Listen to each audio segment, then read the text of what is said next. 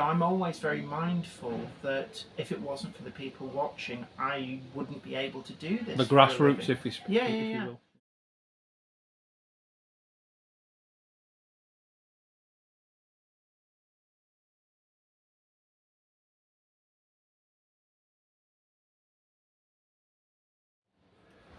Right, so Jen, now we've got a little bit of quiet time in the BSO here. We'd like to ask you a few questions if we could. Absolutely, you go right ahead. So, first things first, what are the things about being a YouTuber that no one else seems to consider? That the average viewer doesn't really know about, like financial things and obligations and such. Well, I think the first thing is that it's a lot of hard work, and you sometimes when you read some of the comments, people seem to think, oh, it's a 20-minute video. It must have taken you maybe 20 minutes to make.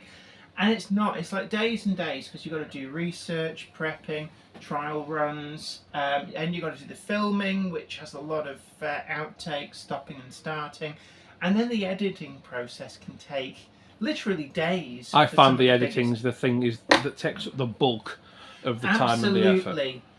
So there is a lot of work. It's a full-time job, but you've also got to come up with topics to do, new video content, and that can be quite difficult because you're also up against the fact that there's a lot of other people producing stuff, and you don't want to be seen as just copycatting other people. So there's a lot of effort goes into it. And then as well, it can be quite an expensive thing to do. At the end of the day, you've got to view it as, this is my job. And I see sometimes you get haters who seem to think that you just get loads of free stuff. Well, let's take today, for example. It's cost us fuel money to get here. Yeah. It's cost travel time, wear and tear on the vehicles. It's not a freebie, we're paid to be here. But even with things like reviews, I'd say probably 3/4 of everything I review I've bought myself, which is expensive. And the few items that come from manufacturers, a lot of that are loaners, they have to go back. And the stuff that they do let you keep, people think that, oh, you're just getting free bungs and stuff. But yeah, you've got to produce video content out of that. It's a lot of work, and because you're running it as a business, that is quite helpful because it keeps your costs down. Nobody's got bottomless pockets. A lot of people think that, oh, here's a class 37 from Scale. Scale must be thinking, here you go, Jen, just have that. And if you want to make a video, fine. We're not really bothered either way. But that's not the case, is it? They're expecting a video, and they're not necessarily expecting a all glitz and glamour, because they know that's not what the real world's about. Yeah, they have no editorial say over the content. And this is another thing that sometimes I see people just outright making stuff up. And they will make defamatory accusations that you're in the pay of manufacturers. And at this point, I would like to say, if you're going to make false claims like that, do put your name and address so you can be sued for defamation. Because if you don't, then you're just a coward. It's people make these wild claims, and they don't seem to understand that actually that they come across as very foolish because it's the age, falsehoods. If a model is bad, I will say it's bad, but I don't lie about a model.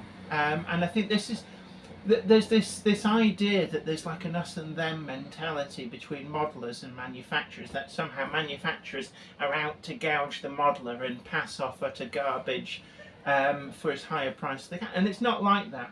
The truth is that most models are actually incredibly well designed and well made because they're designed and made by people who are actually quite enthusiastic about the hobby themselves. So misrepresenting a model by claiming that it's broken or it's badly made. It's almost like a lot of people are trying to make it seem like they've got some kind of insight, and they're fabricating things which may be wrong with it, like small tiny detail parts coming loose.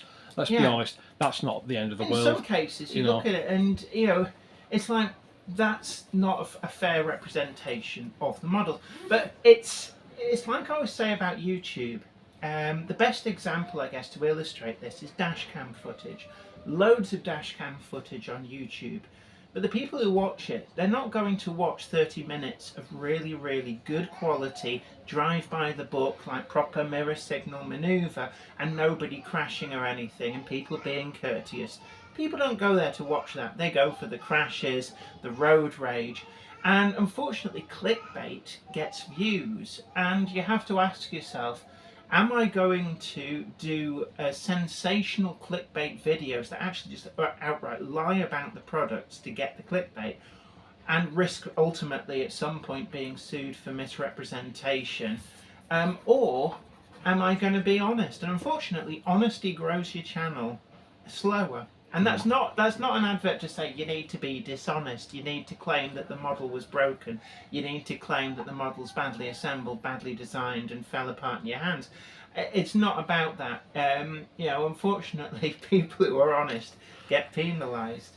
But at the same time, you still have to have a critical eye when looking at something. And when we look back at some of the reviews I've done, Oxford Rail N7. When I first got one of those, I ended up with a dud. And it was simply a case of, I made a point of that in the review. And it was just the honest truth about it. With the N7, it was a case that it did arrive faulty. It was genuinely faulty, and that was reflected in the review. But you've got to understand that sometimes in a mass-produced high fidelity model that's been hand assembled, you're going to get occasional quality control fails. It happens with everything. And unfortunately, very occasionally, you'll get something that's got a fault on, model railway wise. And I always give the manufacturer an option to, I will contact them and say, I found there's a problem with this. And if I deem that it's not something that's representative of all of them, that maybe it's a one-off, I think in some respects it's a fair test of whether the manufacturer deals with quality control issues. Rather than just out and out saying, this is wrong with it, so they're all rubbish. Like, for example, a fault with a decoder, for example. Maybe you've not read the instructions properly. And it's like, so, if the manufacturer went, you must have broken it, then fine, that's then in the review. It's like, this is how it came. But I think it's fair to give the manufacturer an option to effectively deal with it like they would under warranty, and then that becomes part of the review to see, there was a problem, but the manufacturer dealt with it properly.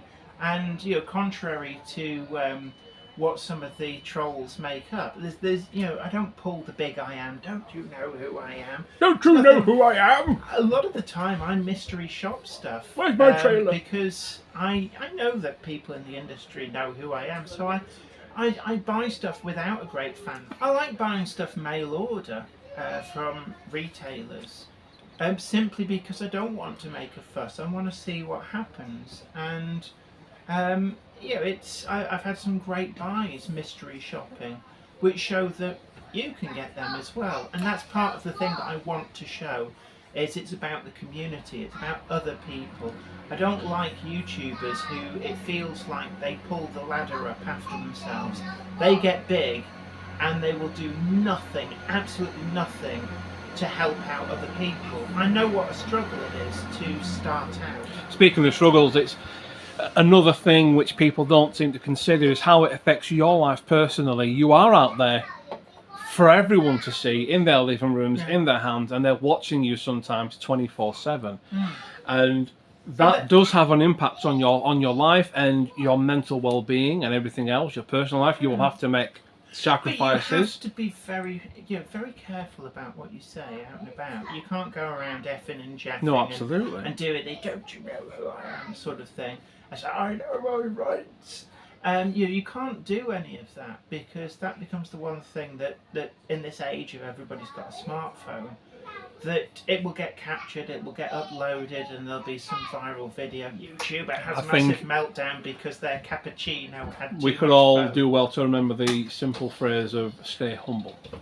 Absolutely. And I've done a lot of TV as well, and you get recognised more widely when you do stuff like that as well. It's not just within the modelling community, you start to get recognised in the street, at motorway services, in shops, in the baked bean, or even embarrassingly like the toilet roll aisle of Asda. Oh, I see you buy 3-ply as well. So do I. Oh, it's soft and strong. But you know, so you've got to kind of always be on, and that can get quite tiring, because you know it's and I'm not complaining about that, and I know it shows. I've often said, and this is another thing. Sometimes you get the trolls who say, "Oh, you just got in on a freebie." When I rock up at Worley for the weekend, and Worley Model Club have very, very kindly provided press tickets for me to be there to film videos. What they didn't see was the arriving 2 hours before anyone else got there, all the filming equipment, racing around trying to get interviews and content and things like that, and you didn't actually see any of the exhibition. Yeah, and not just that, it's and you see this a lot with bigger YouTubers. If you run into them at places like Worley or Great Electric Chain Show or Alexandra Palace or Glasgow, you'll see that there'll be a constant stream of people who want to come and say, "Oh, hello, I watch your stuff," and having the photos taken with them.